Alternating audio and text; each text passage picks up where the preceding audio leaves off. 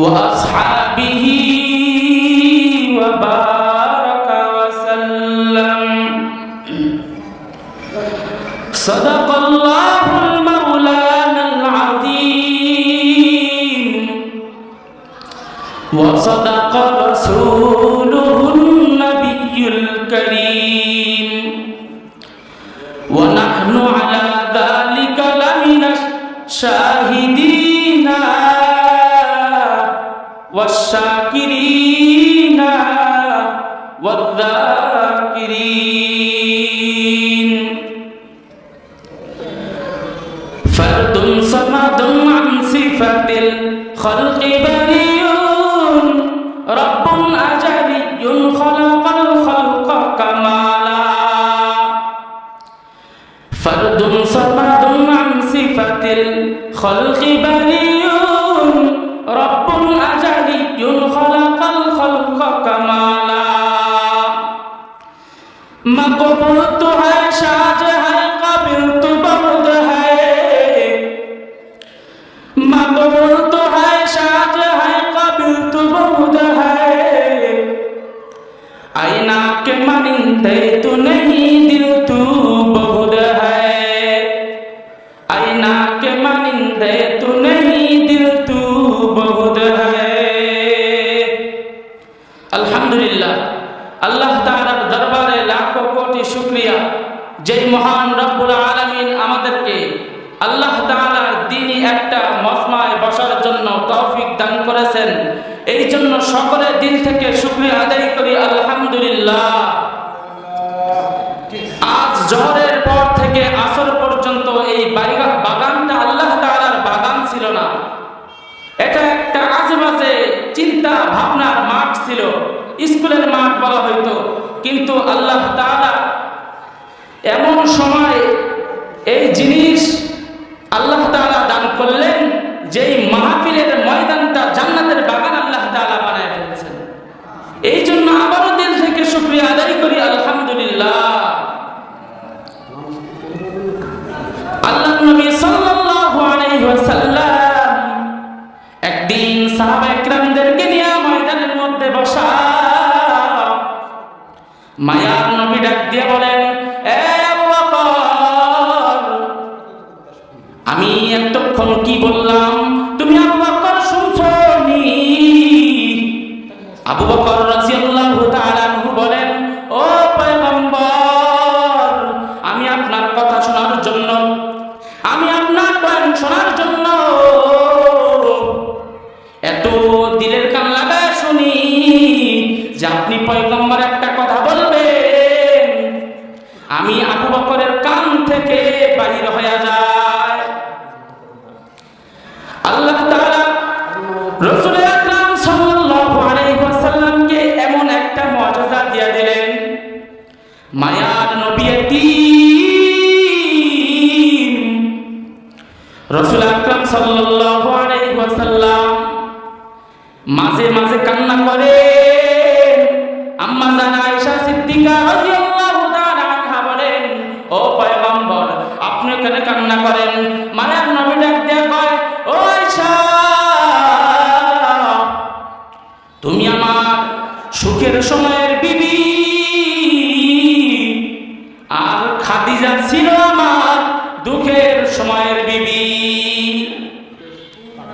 আমি পাহাড় বেরিয়ে, সেই জঙ্গল পেরিয়ে পাহাড়ের মধ্যে উঠিয়া আল্লাহ তাআলার ইবাদত করতাম, আল্লাহ তাআলাকে ডাকতাম, আর ডাক দিয়া বলতাম, মালিক, আপনি আমার খাদিজারে মাফ করিয়ে দেন। আল্লাহ তাআলা রাসূল আকরাম সাল্লাল্লাহু আলাইহি ওয়াসাল্লামকে এমন মুআজিজা দিয়ে দেন।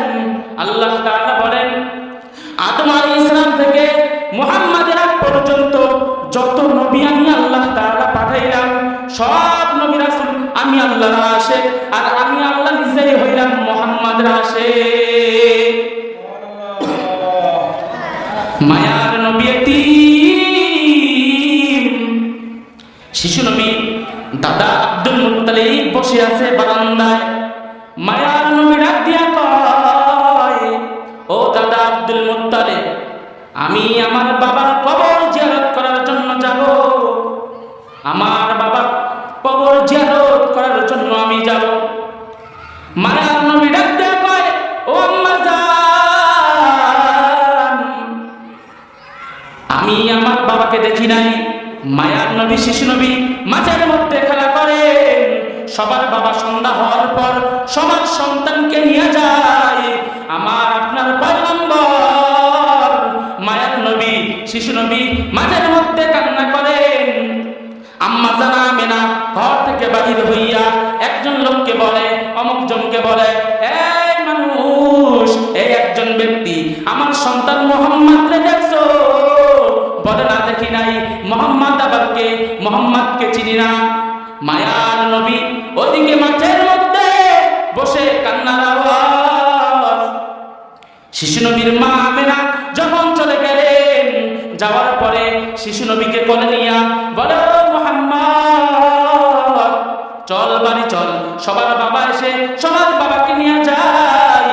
ও মুহাম্মদ, তুমি কি জানো না তুমি মুহাম্মাদের বাবা দুনিয়ার মধ্যে বেঁচে নাই? তুমি মুহাম্মাদের যখন 6 বছর তোমার বাবা ব্যবসার উদ্দেশ্যে যাওয়ার পর ইন্তেকাল হয়ে গেছে। মায়ার নবী আম্মা জান আমিনার কোলে ওঠার পর বলে, ও মা, আমি আমার বাবার কবর জিয়ারত করার জন্য যাব। আম্মা জান আমিনা দৌড়াইয়া বাড়ির মধ্যে আসার পর দাদা আব্দুল মুত্তালিব বসা, ডাক দিয়া বলে, ও আব্বা জান, আপনার নাতি মুহাম্মদ ওর বাবার কবর জিয়ারত করার জন্য যাবে। আব্দুল মুত্তালিব ডাক দিয়ে কয়, এ আমেনা, তুমি আর মুহাম্মদ দুইজন একা যাইতে পারবা না। আব্দুল মুত্তালিব ডাক দিয়ে কয়, এই দাসী উম্মে আইমান, একটা ঘর রেডি কর, তাড়াতাড়ি করে ঘর রেডি কর। রেডি করার পর দাসী উম্মে আইমানকে সঙ্গে নিয়ে তোর বাবার কবর জিয়ারত করার জন্য যাবি। দাদা আব্দুল মুত্তালিবের কথা অনুযায়ী পয়গম্বর সাল্লাল্লাহু আলাইহি ওয়াসাল্লাম একটা ঘোড়া রেডি করার পর ঘোড়ার উপরে 3 জন ব্যক্তি উঠলেন। পথের মধ্যে যাইতে যাইতে মায়ার নবী মাঝে মাঝে চিৎকার দিয়ে ওঠেন।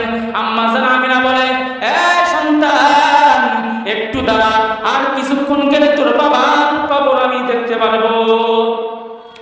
যখন আব্দুল্লাহ মায়ার নবীর বাবা কবর একটা গাছের নিচে, আম্মা জান আমিনা বলে, এ বাজান, এ দয়ার নবী, এ মায়ার নবী, এ শিশু নবী, ওই যে দেখ, ওইখানে একটা গাছ দেখা যায়, ওই গাছের নিচে তোর বাবার আব্দুল্লাহর কবর।